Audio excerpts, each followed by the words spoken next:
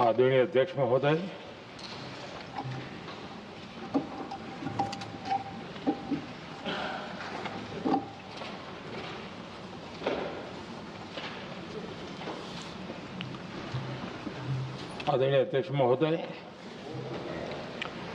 मैं इस सम्मानित सदन में पश्चिम एशिया में चल रहे संघर्ष और इसकी वजह से भारत के सामने आई चुनौतियों पर बात रखने के लिए उपस्थित हुआ हूं।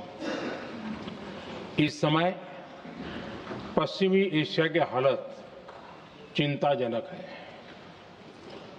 बीते 2-3 हफ्तों में जयशंकर जी ने और हरदीप पुरी जी ने इस विषय पर सदन को जरूरी जानकारी दी है। अब इस संकट को 3 सप्ताह से ज्यादा हो रहा है। इसका पूरे विश्व की अर्थव्यवस्था पर, लोगों के जीवन पर बहुत ही विपरीत असर हो रहा है। इसलिए पूरी दुनिया इस संकट के जल्द से जल्द समाधान के लिए सभी पक्षों से आग्रह भी कर रही है।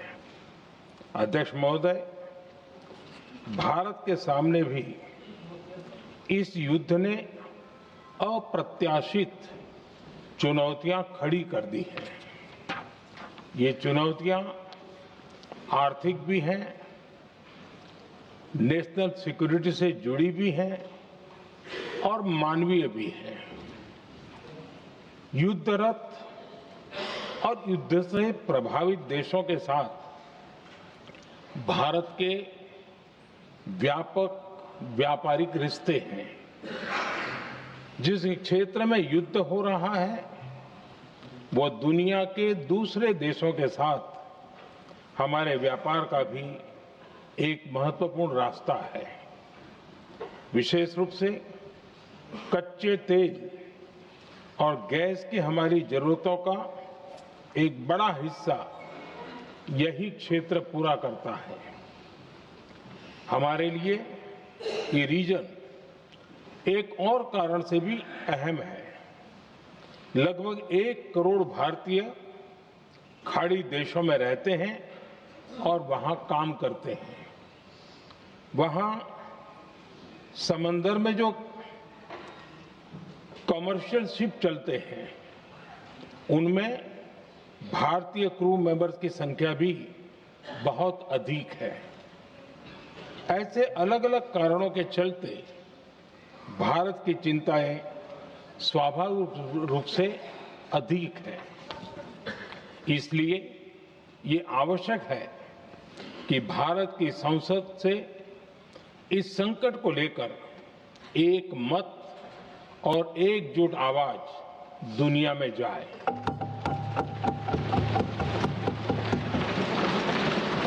अध्यक्ष जी, जब से ये युद्ध शुरू हुआ है तब से ही प्रभावित देशों में हर भारतीय को जरूरी मदद दी जा रही है। मैंने खुद पश्चिम एशिया के ज्यादातर देशों के राष्ट्राध्यक्षों के साथ 2 राउंड फोन पर बात की है। सभी ने भारतीयों की सुरक्षा का पूरा आश्वासन दिया है। दुर्भाग्य से इस दौरान कुछ लोगों की दुखद मृत्यु हुई है और कुछ घायल हुए हैं। ऐसे मुश्किल हालात में परिवारजनों को आवश्यक मदद दी जा रही है। जो घायल है उनका बेहतर इलाज सुनिश्चित कराया जा रहा है। अध्यक्ष जी, प्रभावित देशों में हमारे जितने भी मिशन हैं वो निरंतर भारतीयों की मदद करने में जुटे हैं। वहां काम करने वाले भारतीय हो या फिर जो टूरिस्ट वहां गए हैं, सभी को हर संभव मदद दी जा रही है। हमारे मिशन नियमित रूप से एडवाइजरी जारी कर रहे हैं। यहां भारत में और अन्य प्रभावित देशों में 24/7 कंट्रोल रूम और आपातकालीन हेल्पलाइन स्थापित की गई है। इनके माध्यम से सभी प्रभावितों को त्वरित जानकारी दी जा रही है। अध्यक्ष जी, संकट की स्थिति में देश विदेश में भारतीयों की सुरक्षा हमारी बहुत बड़ी प्राथमिकता रही है। युद्ध शुरू होने के बाद से लेकर अब तक 3,75,000 से अधिक भारतीय सुरक्षित भारत लौट चुके हैं। ईरान से ही अभी तक लगभग 1,000 भारतीय सुरक्षित वापस लौटे हैं। इनमें 700 से अधिक मेडिकल की पढ़ाई करने वाले युवा हैं।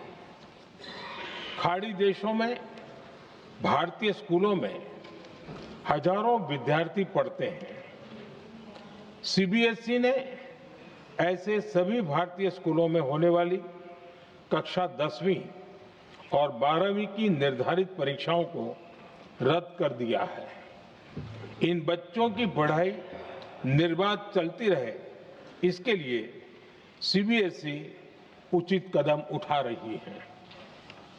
यानी सरकार संवेदनशील भी है, सतर्क भी है और हर सहायता के लिए तत्पर भी है। माननीय अध्यक्ष जी, भारत में बड़ी मात्रा में कच्चा तेल, गैस और फर्टिलाइजर जैसी अनेक जरूरी चीजें हॉर्मुज स्ट्रेट के रास्ते से आती हैं। युद्ध के बाद से ही हॉर्मुज स्ट्रेट में जहाजों का आना जाना बहुत चुनौतीपूर्ण हो गया है। बावजूद इसके हमारी सरकार का ये प्रयास रहा है कि पेट्रोल, डीजल और गैस की सप्लाई बहुत ज्यादा प्रभावित न हो। देश के सामान्य परिवारों को परेशानी भी कम से कम हो, इस पर हमारा फोकस रहा है। हम सभी जानते हैं, देश अपनी जरूरत की 60% एलपीजी आयात करता है। इसकी सप्लाई में अनिश्चितता के कारण सरकार ने एलपीजी के डोमेस्टिक उपयोग को प्राथमिकता दी है। साथ ही एलपीजी के देश में ही उत्पादन को भी बढ़ाया जा रहा है। पेट्रोल, डीजल की सप्लाई पूरे देश में सुचारू रूप से होती रहे, इस पर भी लगातार काम किया गया है। अध्यक्ष जी, आज की इन परिस्थितियों में एनर्जी सिक्योरिटी को लेकर बीते एक दशक में उठाए गए कदम और भी प्रासंगिक हो गए हैं। भारत ने बीते 11 वर्षों में अपनी एनर्जी इंपोर्ट का डाइवर्सिफिकेशन किया है। पहले क्रूड ऑयल, एलएनजी, एलपीजी ऐसी एनर्जी जरूरतों के लिए 27 देशों से इंपोर्ट किया जाता था। वहीं आज भारत 41 देशों से एनर्जी इंपोर्ट करता है। अध्यक्ष जी, बीते दशक में भारत ने संकट के ऐसे ही समय के लिए कच्चे तेल के भंडारण को भी प्राथमिकता दी है।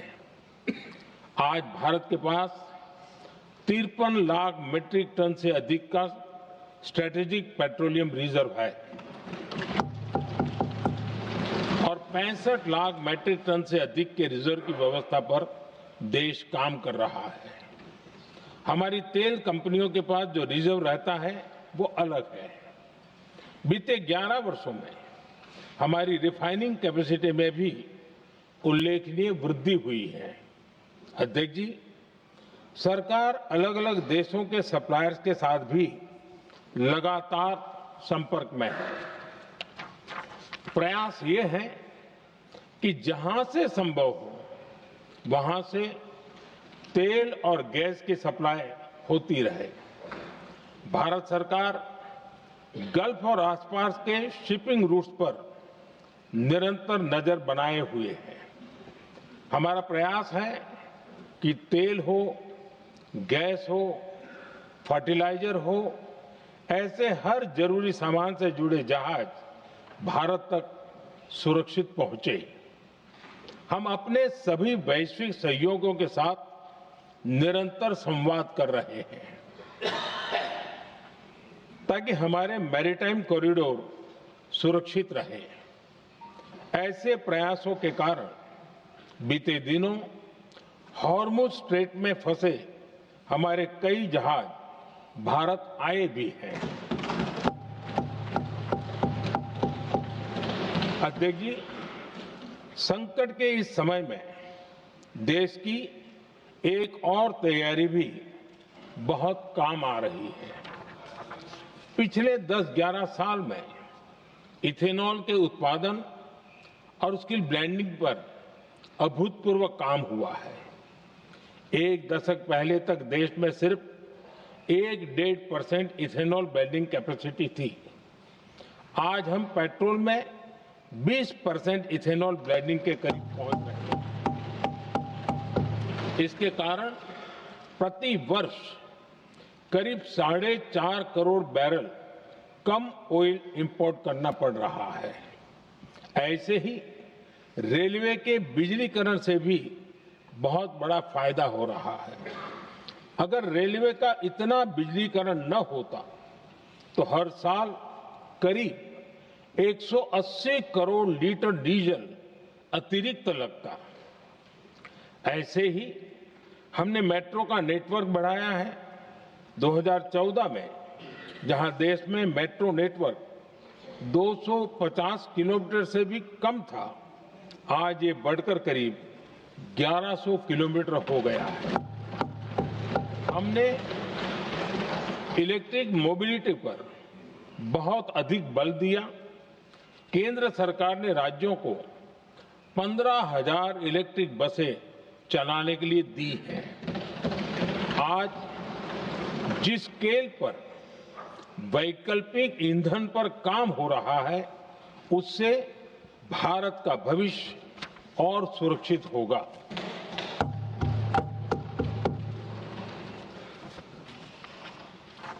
आदरणीय अध्यक्ष जी, हम जानते हैं कि एनर्जी आज इकोनॉमी की रीढ़ है और ग्लोबल एनर्जी नीड्स को पूरा करने वाला एक बड़ा सोर्स वेस्ट एशिया है।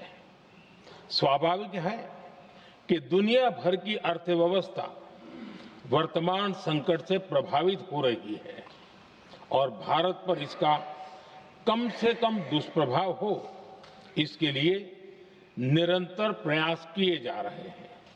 सरकार इसके शॉर्ट टर्म, मीडियम टर्म और लॉन्ग टर्म ऐसे हर असर के लिए एक रणनीति के साथ काम कर रही है। आज भारत की इकोनॉमी के फंडामेंटल्स मजबूत है। इससे भी देश को बहुत मदद मिली है। हम हर सेक्टर के स्टेक होल्डर्स के साथ चर्चा कर रहे हैं। जहां भी जरूरत है उस सेक्टर को आवश्यक सपोर्ट दिया जा रहा है। भारत सरकार ने एक इंटर मिनिस्ट्रियल ग्रुप भी बनाया है। ये ग्रुप हर रोज मिलता है और हमारे इंपोर्ट एक्सपोर्ट में आने वाली हर दिक्कत का आकलन करता है और ये ग्रुप आवश्यक समाधान पर भी निरंतर काम करता है। मुझे पूरा भरोसा है कि सरकार और इंडस्ट्री के साझा प्रयासों से हम परिस्थितियों का बेहतर सामना कर पाएंगे। माननीय अध्यक्ष जी, एक बड़ा सवाल ये है कि युद्ध का खेती पर क्या प्रभाव होगा। देश के किसानों ने हमारे अन्न के भंडार भर रखे हैं, इसलिए भारत के पास पर्याप्त खाद्यान्न है।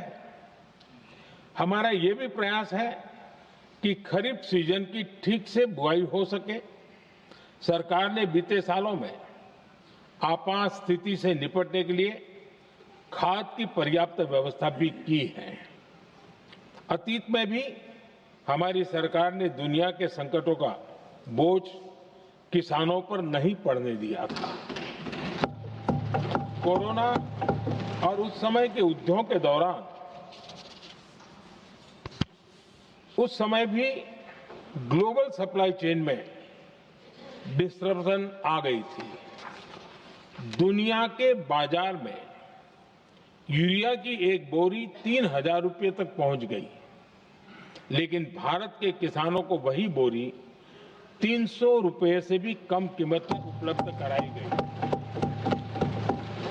अध्यक्ष जी, देश के किसानों को इस प्रकार के संकटों से बचाने के लिए भी बीते वर्षों में अनेक कदम उठाए गए हैं। पिछले एक दशक में देश में 6 यूरिया प्लांट शुरू किए गए हैं। इससे सालाना 76 लाख मैट्रिक टन से अधिक की यूरिया प्रोडक्शन कैपेसिटी जुड़ी है। इस दौरान डीएपी और एनपीकेएस जैसी खाद का घरेलू उत्पादन भी करीब 50 लाख मैट्रिक टन बढ़ाया गया है। इतना ही नहीं, तेल और गैस की तरह खाद के आयात को भी डाइवर्सिफाई किया गया है। ऐसे ही डीएपी और एनपीके के आयात के लिए भी हमने अपने विकल्पों को विस्तार किया है। अध्यक्ष जी, सरकार ने देश के किसानों को made in India nano urea का विकल्प भी दिया है। सरकार किसानों को प्राकृतिक खेती के लिए भी प्रोत्साहित कर रही है। पीएम कुसुम योजना के तहत किसानों को 22 लाख से ज्यादा सोलर पंप दिए गए हैं। इससे भी डीजल पर उनकी निर्भरता कम हुई है। मैं सदन के माध्यम से देश के किसानों को विश्वास दिलाता हूं कि सरकार किसानों की हर संभव मदद करती रहेगी। आदरणीय अध्यक्ष जी, युद्ध का एक बहुत बड़ा चैलेंज ये भी है कि भारत में गर्मी का मौसम शुरू हो रहा है। आने वाले समय में बढ़ती गर्मी के साथ बिजली की डिमांड बढ़ती जाएगी। फिलहाल देश के सभी पावर प्लांट्स के पर्याप्त कोल स्टॉक्स उपलब्ध है। भारत ने लगातार दूसरे साल 100 करोड़ टन कोयला उत्पादन करने का रिकॉर्ड बनाया है। पावर जनरेशन से लेकर पावर सप्लाई तक के हमारे सभी सिस्टम की निरंतर मॉनिटरिंग भी की जा रही है और सरकार की तैयारियां उसको रिन्यूएबल एनर्जी से भी मदद मिली है। बीते दशक में रिन्यूएबल एनर्जी की तरफ देश ने बड़े कदम उठाए हैं। आज हमारी total installed power generation capacity का आधा हिस्सा रिन्यूएबल सोर्स से आता है। हमारी कुल रिन्यूएबल क्षमता आज 250 गीगावाट के ऐतिहासिक आंकड़े को पार कर गई है। बीते 11 वर्षों में देश ने अपनी सोलर पावर कैपेसिटी करीब 3 गीगावाट से बढ़ाकर 140 गीगावाट तक पहुंचाई है। बीते वर्षों में देश में करीब 40 लाख रूफटॉप सोलर लगे हैं। इसमें पीएम सूर्यघर मुफ्त बिजली योजना से भी लोगों को काफी मदद मिली है। गोवर्धन योजना के तहत देश में आज 200 कॉम्प्रेस्ड बायोगैस प्लांट भी काम करना शुरू कर चुके हैं। ये सारे प्रयास आज देश के बहुत काम आ रहे हैं। सरकार ने भविष्य की तैयारी और बढ़ाते हुए शांति एक्ट माध्यम से देश में न्यूक्लियर एनर्जी के उत्पादन को भी प्रोत्साहित किया है। कुछ ही दिन पहले small hydro power development scheme को भी हरी झंडी दी गई है, जिससे अगले 5 वर्षों में 1500 मेगावाट नई हाइड्रो पावर कैपेसिटी जोड़ी जाएगी। आदरणीय अध्यक्ष जी, जहां तक डिप्लोमेसी की बात है, भारत की भूमिका स्पष्ट है। शुरुआत से ही हमने इस संघर्ष को लेकर अपनी गहरी चिंता व्यक्त की है। मैंने स्वयं भी पश्चिम एशिया की सभी संबंधित नेताओं से बातचीत की है। मैंने सभी से तनाव को कम करने और इस संघर्ष को खत्म करने का आग्रह किया है। भारत ने नागरिकों, एनर्जी और ट्रांसपोर्ट से जुड़े इंफ्रास्ट्रक्चर पर हमलों का विरोध किया है। कमर्शियल जहाजों पर हमला और हॉर्मुज स्ट्रेट जैसे अंतर्राष्ट्रीय जलमार्ग में रुकावट अस्वीकार्य है। भारत डिप्लोमेसी के जरिए युद्ध के इस माहौल में भी भारतीय जहाजों के सुरक्षित आवागमन के लिए निरंतर प्रयास कर रहा है। अध्यक्ष महोदय, भारत हमेशा से ही मानवता के हित में और शांति के पक्ष में अपनी आवाज उठाता रहा है। मैं फिर कहूंगा कि बातचीत और कूटनीति ही इस समस्या का समाधान है। हमारे हर प्रयास तनाव को कम करने, इस संघर्ष को समाप्त करने के लिए है। इस युद्ध में किसी के भी जीवन पर संकट मानवता के हित में नहीं है।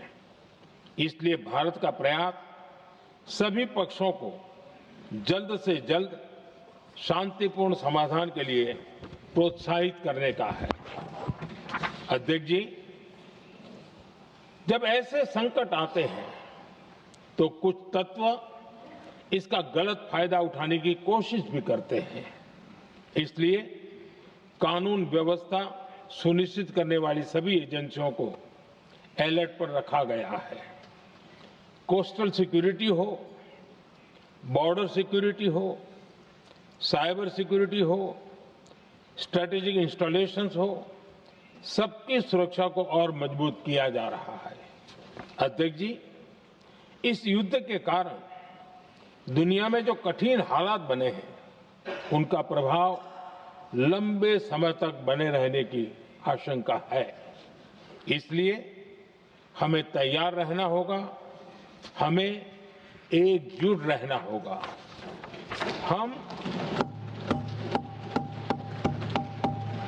हम कोरोना के समय भी एकजुटता से ऐसी चुनौतियों का सामना कर चुके हैं।